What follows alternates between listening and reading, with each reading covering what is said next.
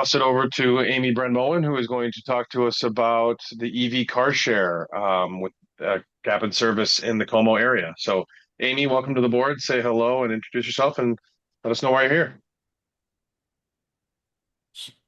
Thank you. I appreciate the bumping around the agenda a little bit. If anyone's been out driving, they bless you for making it where you needed to go. It's kind of wild out there. I am Amy Brendmoen. I previously served in the St. Paul City Council and represented the District 10 area or most of it. And but I have left that world behind, and now I serve most typically as an interim executive director. And right now I am serving as the CEO and president of Hourcar, which is the car share program that serves St. Paul and Minneapolis, or most of St. Paul and Minneapolis. Just kind of looking around the room, it's something that when I was on the council, I voted on several times and I knew about. But as now, as a member of the staff, I know a lot more about our car and EV. And so just wondering, are people familiar with our car share program? They know a lot or a little about it. And I think it would be beneficial to share kind of some of the stuff that I've learned and preliminarily. Okay, so Our Car is the name of our organization, and Our Car has been around for actually 20 years or so. And it started out with sort of we kind of jokingly say it was kind of like a crunchy group of car sharing folks. In the Mac Groveland area. It was based out of the Neighborhood Energy Consortium, and they were looking to reduce their carbon footprint and just have less cars in this world and in their garages. And so they had a car share program that had about, let's say, 10 cars. But in the past 6 years or so, the organization grew to a fleet of about 280 vehicles. And it's split into two parts. One is the traditional hour car program, and an hour car is what we call hub based, and those are cars that you check out of a hub and return to the same hub. So kind of like an old library book where you can use it for a certain amount of time and then bring it back to where you picked it up. And then the second part of the fleet is called the EV Spot Network. And I think folks have all seen the white vehicles around the city with green and blue decals on them. And the EV cars are more like Lime bikes. You can pick them up, jump in them, and leave them on another part of town. And then when you're ready to come back, you would just pick up a different EV and head back to where you came from or to another location. I think the thing that's kind of shocking about the EV Spot Network vehicles in our car is it's about half of the cost of taking an Uber. So it's an interesting piece of our transit network, our transit web, and it's something that I think that people sometimes think of it as something that young people use while they're in college because they haven't bought a car yet, or something that serves some of our lower income communities as a way to have a vehicle without the expense of owning a car.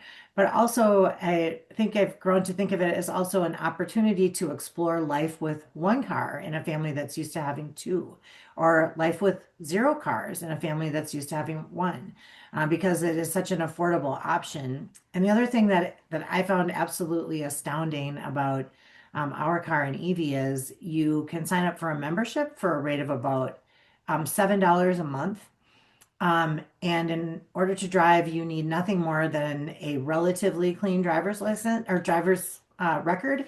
So it's okay if you've had a few parking tickets or some minor nonsense happen while you're driving. We don't give memberships to people who've had DUIs or major traffic collisions, like big ones in the past couple.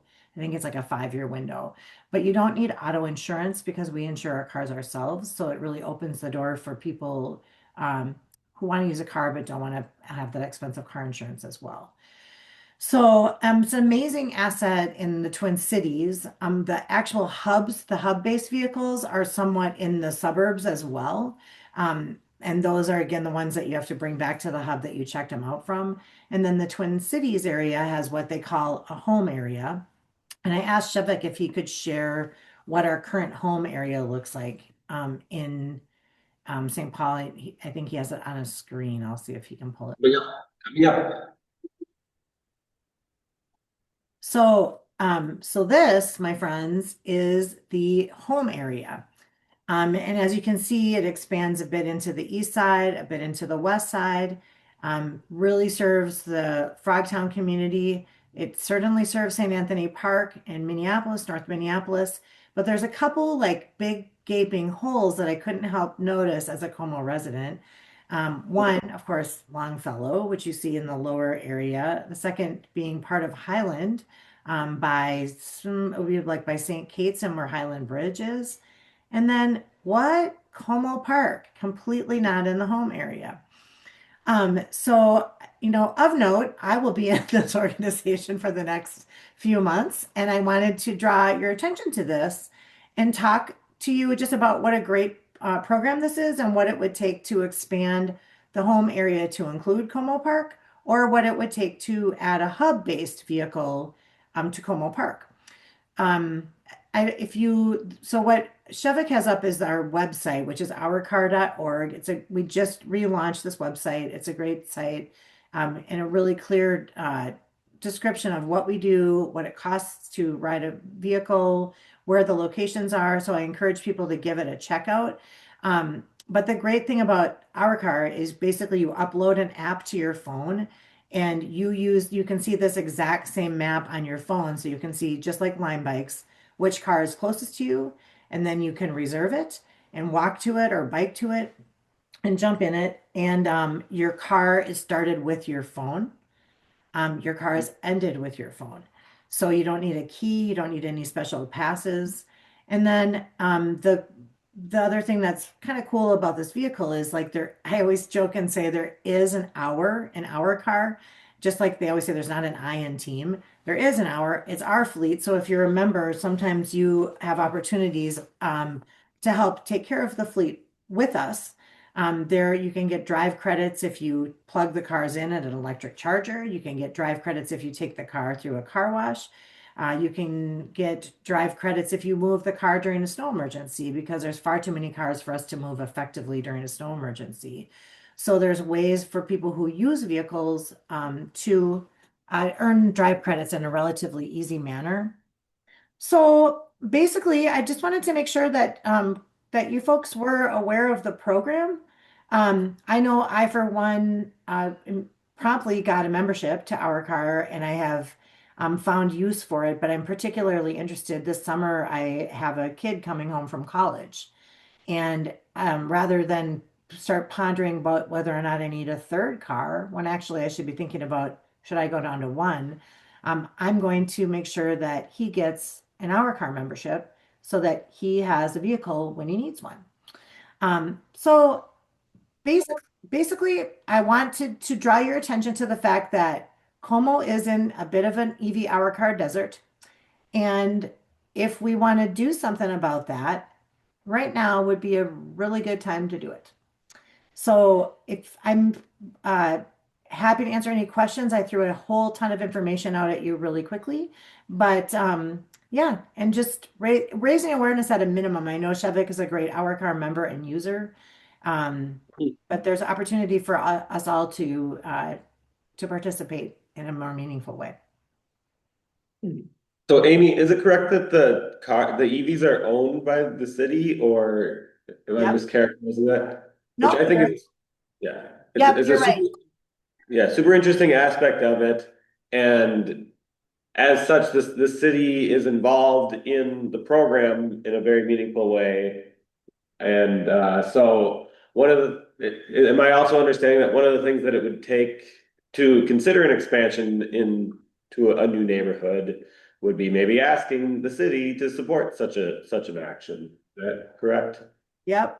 Asking our car and asking the city to support it. And there's there's the city is the owner of the EV fleet of vehicles. So the electric vehicles that are one ways like a Lime, and our car owns the our cars that you return to the hub. So it's a collaboration. And St. Paul has been the primary, but it is a collaboration between Minneapolis and St. Paul because a car share program that just serves St. Paul would be, well, not a twin city asset, but a only child asset. Maggie, go ahead. Yeah, so I'm looking at that map and I'm curious if there is like a reason that Como isn't on that list or a reason Longfellow. Like what informs the original concept of the map? Is this like you just have to make enough noise to have an area added? Is it they don't see demand or that they see specific issues like the park for us? Yeah, that's a really good question. I think a big piece of it is density. And if you look at Longfellow and Como, we've got a lot in common. It's a lot of residential homes with a lot of garages, and not that kind of density. I would argue that on the other side of front or down by Bandana Square and Energy Park Drive, there is density. But on this side of that, there is a limited amount. There is a charger that's at the intersection of Como Front and Dale, where there is more density, and that is like where the home area ends. But I do think, and same with the east side. If you look at the kind of far part of the north part of the east side, similarly residential. So it's a density question, and also really wanting to make sure we find that our most heavily used hubs and start areas are by the U of M campus, by McAllister and McAllister Groveland, but it's because it's campus driven and we're starting a pilot in Hamlin. So we know those areas are going to have higher use because of the demographic. But we also want to make sure that we're serving areas where people are known to have less vehicles per household. So some of it is just based on equity, with an equity lens. So thank Another you. thing I would note as a faithful EV user is I think a consideration of expansion of the map could also be destination based because like the restriction that I have on using the EV sometimes is where I want to go isn't within. I live within the map, but my office isn't within the map. Como Park, which is a huge destination and has struggled with parking and too many cars, like could be a great destination for an EV. And I mentioned the Ford Parkway commercial district that I like visiting sometimes is outside the district and like finding some way to get those destinations, whether it be like an island destination or including that whole region in the map. But I think it's worthwhile for the people in the higher density areas to have places to go. So like we could experiment with putting like a hub-based car in Como someplace. Could be at the zoo, it could be at the streetcar station, and just test it as would people actually use this? Are people going to use the hub base? And that's the one that has to go back to its home base. And that doesn't require an expansion of the home area because you just take the car. You can take an Hourcar, the ones that go back to a home base, for 3 days. You can drive to Duluth, 200 miles a day. You can use it to go to your appointment in Woodbury. You can drive those anywhere you want, as long as you return it within the time that you have reserved it. The question are the EVs have to stay with or have to be stopped in the home area. So there's a little bit more restrictions there. So the other option would be to expand the home area and include Como. I also think if you can get a deal going with the MSP airport, like Yes. gangbuster, it's Yeah. the best idea. The car wouldn't sit there more than 10 minutes. Yeah. We know that they don't sit at the University of, I 100% agree, Shevik. And we have, this is an organization that has data like nobody's business and can really tell where people pick up cars, where they bring them to, why they're bringing them places, and we see like cars at the U of M campus don't sit for more than 40 minutes. An average American vehicle sits 95% of the time. So these actually still sit about 70% of the time, but comparatively, that's a lot of movement for a car in our country. So What is that southern Como boundary? Was that Pierce Butler or the BNSF tracks? Seems like there is a lot of multifamily housing just north of there in Como, and almost none in St. Anthony Park. So still seems like a peculiar way to draw the map. I Yeah. agree. I think that has to do with the campus. Okay, that makes sense. That's my understanding, but I fussed about that originally and I was like, what? No Como, but St. Anthony Park got it? I don't get that. But I think it has mostly to do with the East Campus.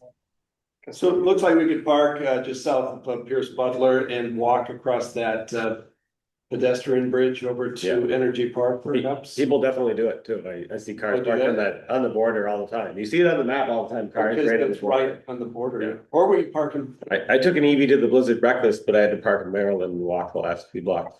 Because it was, Yeah. you have to follow. What if you tried to park outside the zone? Would it? Wow. The What car, kind it won't stop your trip. I see. Yeah, Okay. you can pause the trip, but it's like the meter keeps running basically. I got you. Yeah. So you can do it. I mean, especially if you're just like, oh, I just want to run up to Aldi's. You know, you could do that. I pick up my car at Como Frontendale, like if I'm gonna do it because that's the closest to my house. Yeah. But yeah, I don't know. I think we're looking to expand the fleet. There's money in the Met Council's regional solicitation that we have earmarked for Hourcar and earmarked for the cities to continue to expand. And I do think that the one challenge the organization has is you're not 100% assured that there's going to be an EV waiting for you when you walk. I took it to a restaurant over at Raymond and University. And like right when I walked out, somebody got into my car and drove away. And I was like, oh man. And I had to go find another one. And there were some available, but they were like 5 blocks away. And in the middle of a workday, that was not ideal. Fortunately, the person I was with gave me a ride back to work, so that was fine. But I think if the fleet for example, Montreal has a car share program that's called Cominado, and Cominado has 4,400 vehicles in a city that's similar size to the Twin Cities. So what would happen if we had 1,000? And like you really could be confident that you were going to find a car when you walked out of any place in the home area. I think people would be more inclined to give up their vehicle and just, have a one car household. What was the part of your program where you can drive a car and leave it? You know, like if you gave Line Bike as the example. So that's the EV cars are the free float fleet. And so you can pick wherever you see them, you can pick them up and leave them in another place as long as it's in the home zone. The other Okay, vehicles so- are called our cars, and those are the ones you have to return where you picked them up. Okay. Those are the ones that you can also take wherever, like we have people take them to Chicago Right. for a weekend. I guess I was thinking of a way to try to, get, like, say, picking one of the places in Como Park, like one of the pavilion parking lots, as like a place where you could, park a vehicle, like in a Line Bike situation, and then, somebody else is, can pick it up from there to use it, or, the program will retrieve it if it doesn't, get, another user.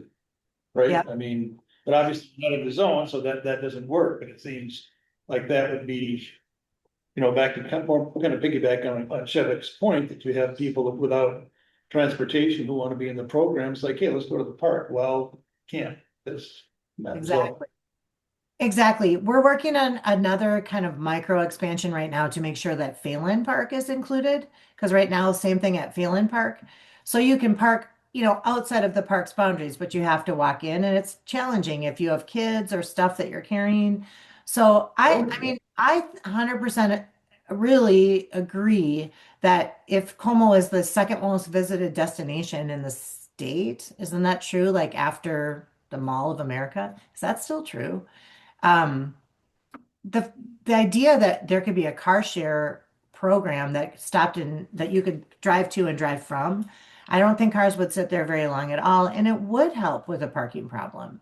So I think there's a great case to be made. I feel a little awkward making it myself as a Como resident and former council person for the area, but I thought if the district council was like, we can see value to this and we want to at least plant a seed, um, I definitely think that there's an opportunity here we're missing organizationally. So I have a question for us here, Amy. First of all, my wife and I went to a one-car family last year, and now that my work situation is picking up quite a lot, we're scrambling with like, how do I get to work and how do we do daycare and how do, we Yeah. talk pretty much every day about who's going to have the car and who doesn't, basically.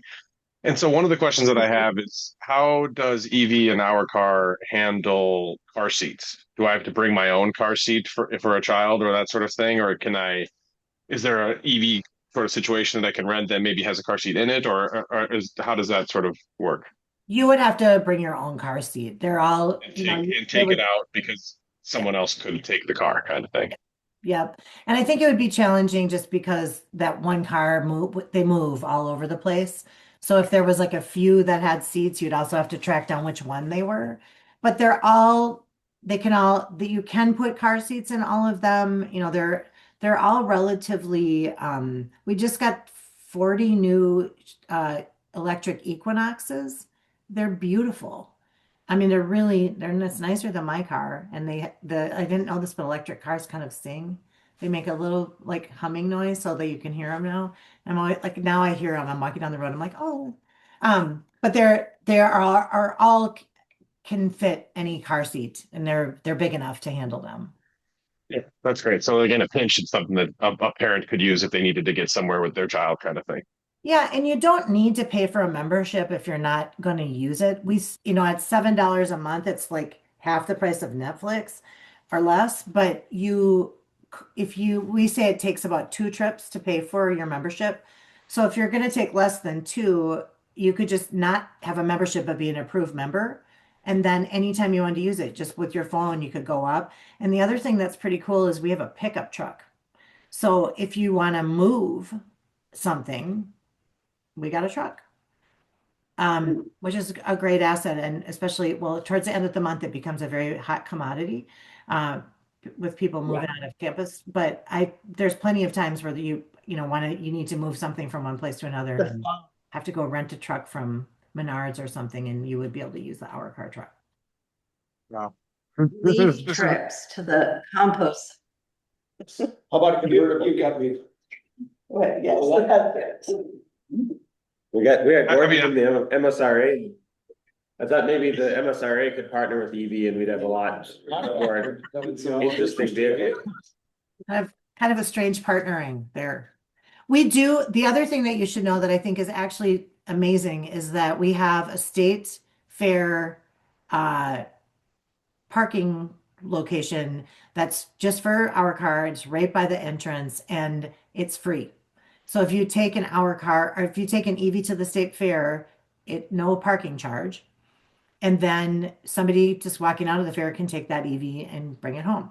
So like all day long, we're making sure that there's always vehicles there. Like that is on us.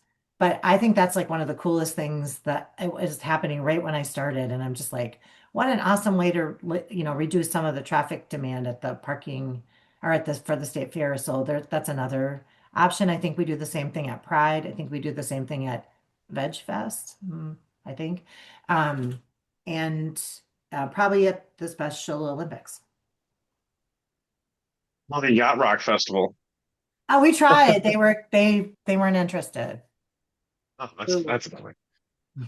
Well, I mean, I think this is a great program. It sounds like the board thinks it's a great program. It seems to me like the exact type of thing that would make navigating and getting to and from the Como Park area much more enjoyable. So, I think we should maybe make a motion today to have the staff at D10 work to advocate the city for this expansion. So if that is enough for a motion, I will ask for a second, and we can get to work on this as a D10 board and staff. I'll second that, and I can put some motion language in the chat if that's Oh, Maggie, helpful you're for so good. everybody. I love motion language here. Okay, so I think that the thing that we'll say is just that the Como Community Council advocates for an expansion of the EV and Our Car service area to include Como Park. How does that sound? All in favor of the motion, say aye or put a thumb in the air. Both. I Any opposed to this motion? And any abstentions? So moved.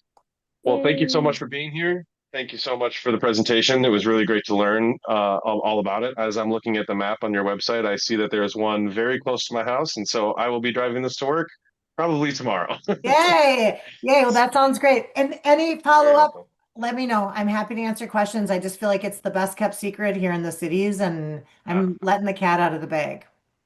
The thing that I'm surprised about that Shevik mentioned was that it's a city-based program. Like I've seen these cars around, and I thought it was a private entity sort of thing. Didn't realize it was the city.